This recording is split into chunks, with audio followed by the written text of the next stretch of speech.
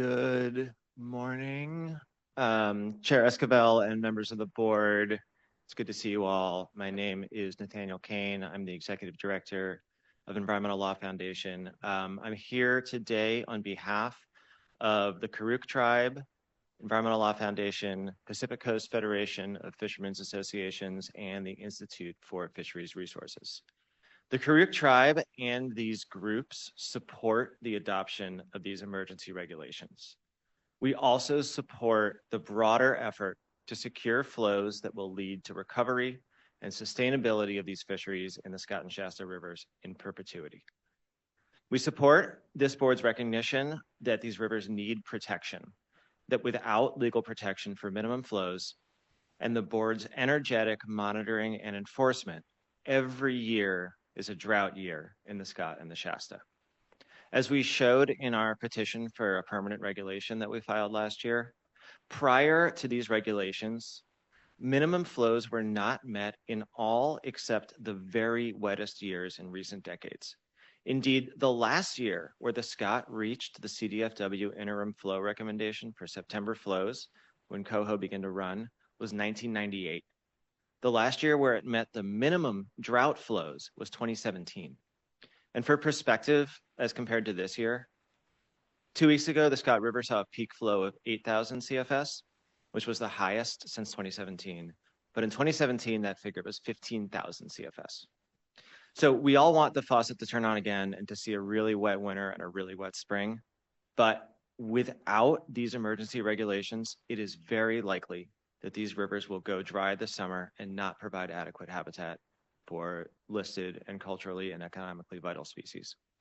And so we appreciate the board's commitment, consistent with the public trust doctrine, the waste and unreasonable use doctrine, its regulatory authority, and the governor's salmon strategy to protecting coho salmon, fall run chinook, steelhead, and Pacific lamprey in these rivers. The value of these healthy populations of these species cannot be overstated. They are the lifeblood of tribal communities along the Klamath and its tributaries, and they've been the economic backbone of communities up and down the California coast, and we hope that they soon will be again. Now, to speak a little bit about the fiscal analysis that's been the subject of discussion this morning, it's often framed in terms of the cost of the regulation, and we understand that there's particular language in the Emergency Regulation Authority that leads to that interpretation. But that's not the full picture. A healthy, abundant fishery with a harvestable surplus in the Klamath Basin is a massive economic benefit to the region and to the state as a whole. And that's not to mention the health, monetary, and dietary benefits, along with the incalculable cultural value to tribal communities of restoring salmon populations to what they were within living memory. These emergency regulations will take a step towards that possible future. And I just want to mention the baseline for these analyses. The costs in these analyses seem to be based off a baseline level of water use that likely did not comply with the public trust doctrine, and which this board has found potentially unreasonable. So we're aware of these rules for calculating these analyses, but the baseline issue is something that we're going to be returning to, and we hope to be meeting with staff and providing additional data on these issues as we prepare the economic report for later this year. All of that said, we have a few additional concerns about this iteration of the emergency regulation. As we pointed out in our comments, we believe that the LCS provisions and the graduated succession LCS in particular is not necessarily calculated to achieve the minimum flows required. This is demonstrated by the fact that despite somewhat better hydrology this past year, the Scott River did dip below the minimum flows for a period in August. I want to echo the concern about particular tributaries, especially Shackleford. There have been issues with disconnection even when the Fort Jones gauge is meeting the minimum flow. We want to work on a regulatory approach to solving this issue.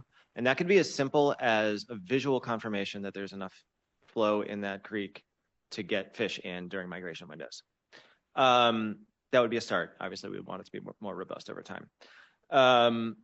We're concerned about transparency. We're concerned about the availability of location data through this program. Some of this data is available elsewhere, but it just creates an extra hassle to go track it down and piece it together, especially on the short comment deadlines for LCSs. We want to ensure metering data goes to the board so that the board can analyze it and so that there aren't extra hassles dealing with the PRA for the public to get access to that data. And we're concerned about this information benefit issue. The regulations already set minimum survival flows. Information is important, of course, but it cannot offset the minimum amount of water that fish need to live. There's no extra water that can be traded for information. And the board already has access to all the information it should need through its information order authority that's already in these regulations. And that information can be provided to CDFW. So we don't see the need for adding this language to the e-regs this year.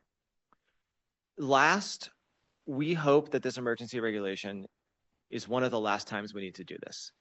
A permanent regulation is absolutely vital in these rivers. We greatly appreciate the board's direction to move forward with the scientific basis report and the economic analysis that will be the underpinning of such a permanent approach.